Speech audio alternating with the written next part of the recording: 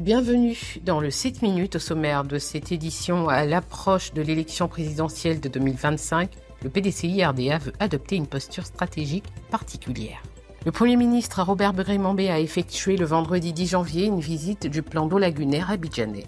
Et à Los Angeles, les incendies attisés par des vents violents continuent de semer le chaos.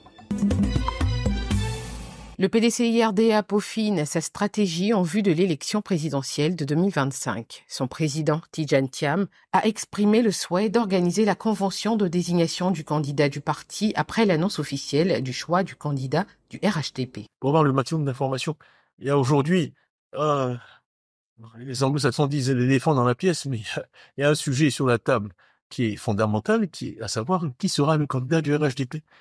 Alors c'est une donnée fondamentale. Essayer de tenir une convention quand on n'a pas la réponse à cette question, est-ce que c'est la meilleure approche? Donc, le PDCI et son président se réservent le droit de choisir le moment optimal pour que cette convention se tienne, pour maximiser nos chances de but. Et donc, nous n'avons pas encore pris de décision sur ce point, pour des raisons, je dirais, qui sont évidentes.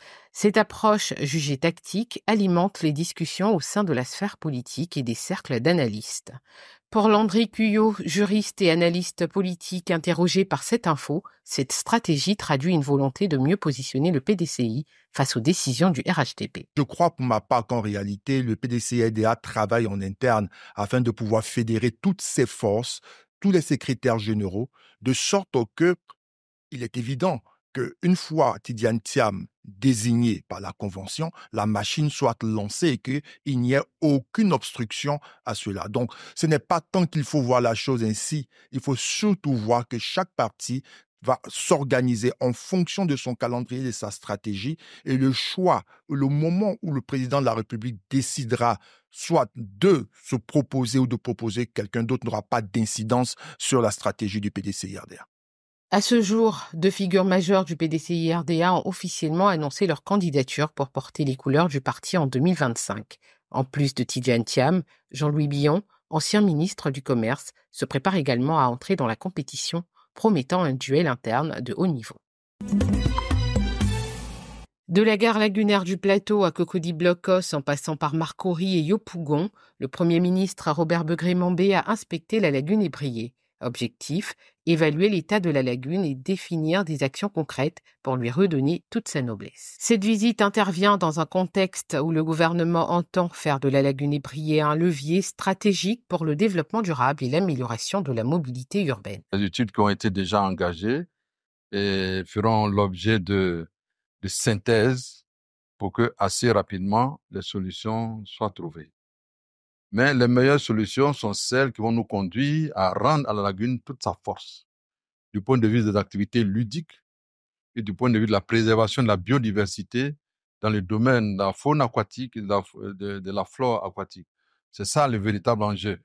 Donc, avec le ministre de l'Environnement, le ministre de l'Assainissement et de l'Hydraulique, ainsi que le ministre des Transports, tous ceux qui sont en charge de ces questions avec leurs spécialistes, nous allons faire des réunions de synthèse pour que rapidement la lagune soit rendue à elle-même. Rappelons que parmi les projets phares du gouvernement pour la lagune, on note le développement d'un réseau de transport lagunaire renforcé avec des bateaux modernes et respectueux de l'environnement. En parallèle, des dispositifs de surveillance et de gestion des déchets seront déployés sur l'ensemble du bassin lagunaire. Cette démarche s'inscrit dans une vision plus large du gouvernement qui veut faire de la lagune ébriée un modèle d'intégration entre préservation de l'environnement et développement économique.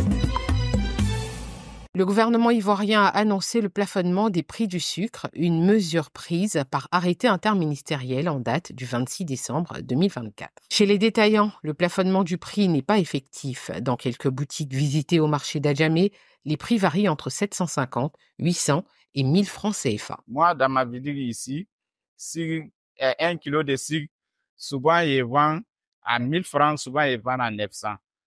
Oui, absolument, là, c'est comme ça. Tic rouge, là, il fait le plus à 800. Sac, là, il pèse à 35 000. Sinon, allez, là, c'est en train de jouer. Dernièrement, on paye sac, là, à 45 000, mais allez, là, on paye à 35 000. Actuellement, je fais des cigous à 750, blanc comme vous. Pour cette vendeuse de jus, il faut tirer la sonnette d'alarme. Elle continue d'acheter le kilo à 1000 francs CFA, malgré le communiqué du gouvernement. Le kilo de sucre est devenu 1000 francs. Demi est devenu 500. Ils n'ont qu'à diminuer. On n'a rien. C'est dans ça on se nourrit, donc on n'a rien. On vous demande pardon. Rappelons que le prix maxima du sucre granulé blanc est fixé à 815 francs CFA le kilo, le roux à 765 francs CFA le kilo, le sucre en morceaux blanc et roux est fixé à 1000 francs CFA le kilo, et pour les formats plus petits, le sucre granulé blanc et roux de 435 grammes est fixé à 450 francs CFA, tandis que les formats de 230 grammes sont plafonnés à 250 francs CFA.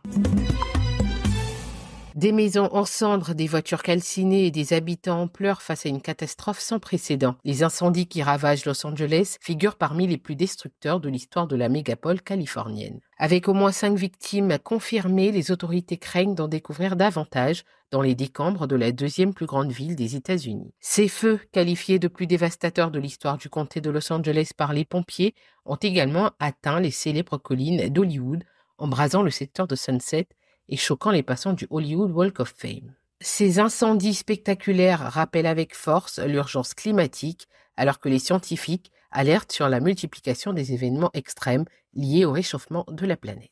C'est la fin de cette édition, merci de l'avoir suivi. L'information continue sur cette info et sur www.cetteinfo.ci.